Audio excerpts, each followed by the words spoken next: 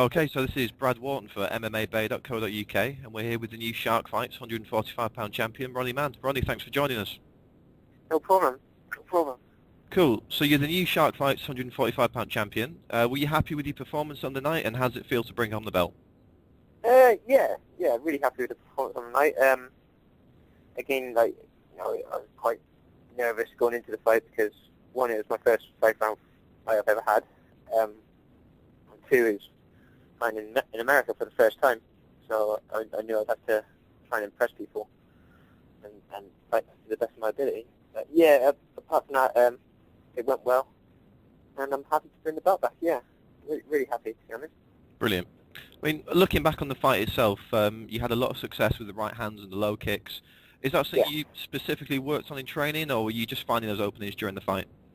I mean, I was throughout the fight, I was just picking off my shots, and then I found those shots were working, so that's hence the reason why I kept pursuing them. Like, I seen he wouldn't block the kick, so I kept throwing it. So really, the plan was, like, I knew he usually ties himself out in the first couple of rounds. So, I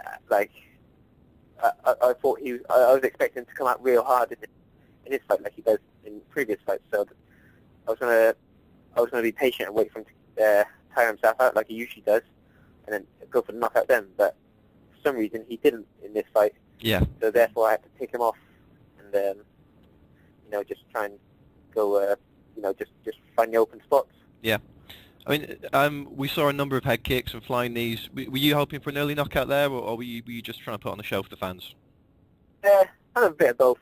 I was hoping that the knee would hit him, but obviously he kept backpedaling, so it's hard to hit someone if they're running backwards. So yeah, and also it does put on a bit of a show for the fans. So, yeah, kind of a bit of both. Cool. As you said before, it's the first time you fought 5 rounds. Did you train differently, knowing that it could go potentially 25 minutes? And how did you actually feel when you were coming out for those championship rounds? Yeah, I mean, I did train differently. Obviously, trying to, my training, so it could last for 25 minutes. But obviously, you don't know how long it lasts. So, I always train for the worst. So, which happened to be which the fight happened to be 25 minutes. So, it's a good job it did. But yeah, those extra rounds do actually make a big difference in your training and in your fitness. Cool. Yeah. The commentary team, they had it even going into the last round. What were your corners telling you as you headed into round 5? Did you think you needed to finish at that point, or did you think you were comfortable on the scorecards? I mean, at the time of the fight, I thought I didn't know what to think. Really, I was just trying to, I was just trying to pick him off and do what I could. I know that he didn't do too much to me. To be honest, I didn't feel him do too much to me. He took me down, but he didn't really, didn't do anything come before. To be honest, if anything, I'd done more than he done to me, like the submission attempts.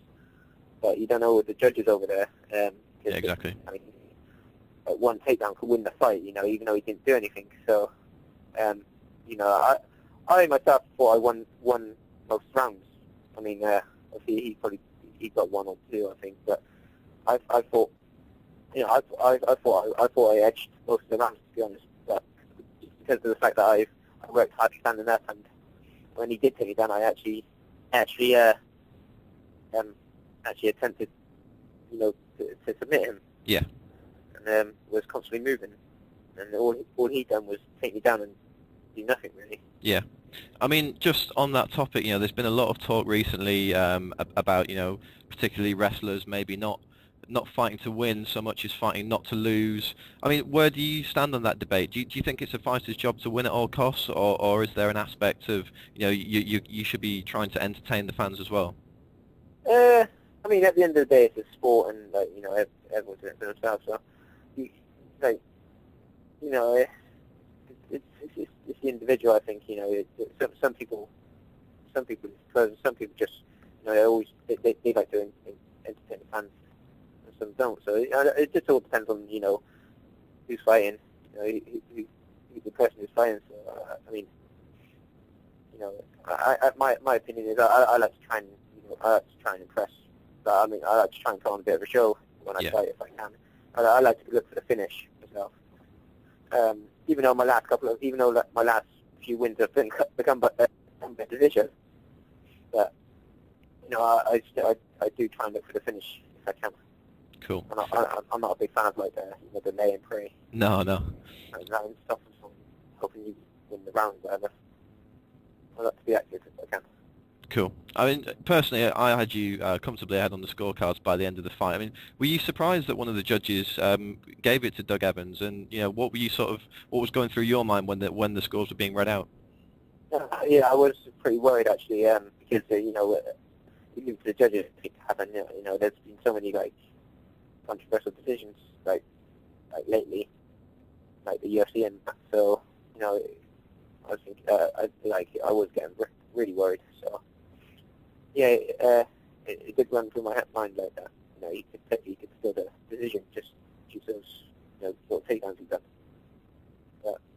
But definitely I got the win. So. Yeah, they all turned out all right in the end. I mean, one of the things that I took away from the fight was, as it started off, the crowd were sort of chanting USA, USA. By the time the decision was read out, they were kind of booing him and cheering you. I mean, does that sort of, vilify what you did in the fight, do you think? Yeah, I mean, definitely, because obviously to get, the crowd on your side in your opponent's country. Yeah. I mean, that's a good thing. Yeah. I think so. Yeah, that kind of made me happy. The fact that the crowd was on my side, not his, by the end of the fight. So yeah, I was real chuffed with that. Cool. I mean, you train with Team Trojan and Sean Tompkins for this fight. Can you tell us a little bit about how the training went and how important it was having a guy like Sean Tompkins in your corner for such a big fight? Yeah, I mean, it was real good having him in my corner because obviously he's been in there with the best. He's cornered all the best people, and having him in my corner was such a privilege, because again, like I said, he's been in there with the best, and he knows what he's talking about. He knows what he's doing when he does get in the corner. So, anyways, you get some average person that they panic more than you, where he's calm and he gets you back down to reality when you are in the corner. Yeah. And gets you back in the fight. But it was a real good experience having him there, and hopefully having them more often in the future. Cool. I mean, looking to the future now, I mean, you've done the UK circuit, you've fought in Sengoku in Japan, you're now the Shark Fights champion, you're taking the entire world by storm, it seems. Do you think that now's your time to shine and get recognition on the world stage? Are you ready for more big fights now? Oh yeah, definitely. I'm trying to get trying to get to the top if I can. That's my aim, to get the best fights I can. So yeah, hopefully I should be able to get. Hopefully I'll get on some bigger shows. I'm still contracted under the Sengoku at the moment, but luckily they gave me permission to fight the last fight. So that's the reason I was fighting there. But as of WEC and now, I'm still contracted to Sengoku for another fight, so I won't be able to go to any big organisations until I'm done with this contract. Okay. I mean, do we know when and where your next fight's going to be? Do you think it will be back in Sengoku? Yeah, I mean, I still haven't heard myself yet. I mean, they're trying to match me for the October card. Yeah. But haven't heard anything yet. So I'm just waiting for the phone call. But that's the thing with Japanese. Sometimes they leave it right till the last minute. Yeah. So they can be a bit unreliable like that sometimes. Yeah. I mean, you're 23 years old. You've got a great record already, and presumably you've got a long future in MMA. What are your goals for the next 5 years? Where do you see yourself in 5 years' time? I mean, I'd like to get in the top 10 at some stage. That'd be a goal of mine. But it's just getting the competition's getting so hard these days. I don't know where I'm going to be. But my main aim is to try and at some stage in my life to get into that top 10 of top 10 in the world if I could, if I can.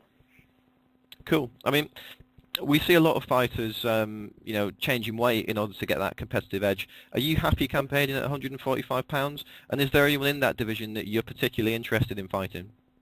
Again, like I said, I'm just looking to fight the best, like the best people I can, really. The people on. I mean, I'm happy to fight like all like the top guys. But yeah, I'm happy at this weight at the moment. I mean, I think I'm doing well at the moment myself. So I mean, there's no need to change. I don't think. Yeah, exactly. Yeah. So I mean, if I do, go through a bad spell of losses, then I'll consider dropping down to 135. But I mean, 145 is like, I feel pretty strong at 145 at the moment. So I don't think there's any need to change just yet. Great.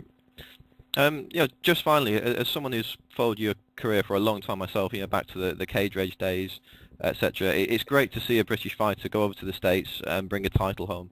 Have you got a message for the fans that have followed your career and stayed up to see you bring home the gold last Saturday night?